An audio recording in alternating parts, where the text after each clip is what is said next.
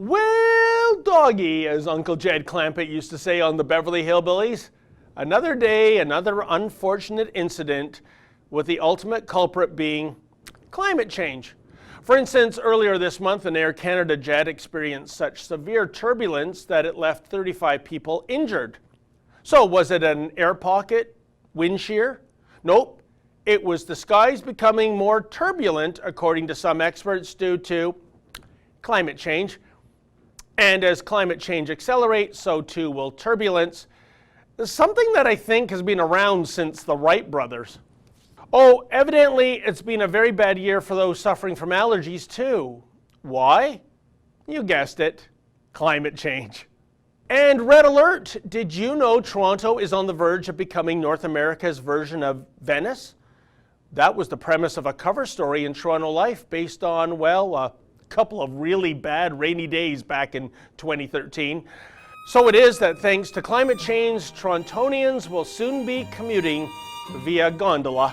No solo mio. Yes, we are now at a point where everything dire is being blamed on climate change. Indeed, I recently heard one progressive radio talk show host fret over our inaction on the climate change file, given that, quote, "We've been talking about climate change for decades," end quote. Have we really been talking about climate change for decades? In the 70s, the worry was the advent of another ice age. It was acid rain in the 80s, global warming in the 90s. It's only recently we started using the whiz-bang catch-all term climate change, which covers off all the bases in terms of weather and patterns, be they cooling or warming. Brilliant! That means the environmental Cassandras can never be backed into a corner when presented with facts.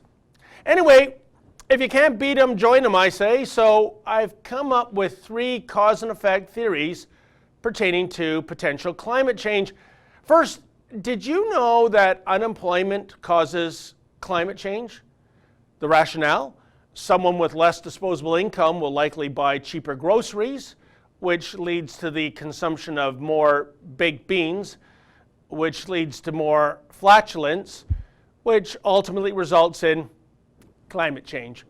Theory number 2, climate change causes diabetes. You see, when it gets really, really hot, people will have to quench their thirst with pop, and pop is sugary, ergo diabetes due to climate change. And theory number 3, climate change will cause the crime rate to soar. Look, no one wants to be too hot or too cold on planet Goldilocks. We want things just right. And when the wind chill rattles your teeth or the humidex turns you into a sweaty Betty, well, people get mad, mean Mayman mad, mean Mayman killing mad. Just as gridlock leads to road rage, extreme weather shall lead to climate rage. Hey, I think I just coined a new term. Someone get me the phone number for the trademark office. Of course, there's a solution for all these problems. Taxation.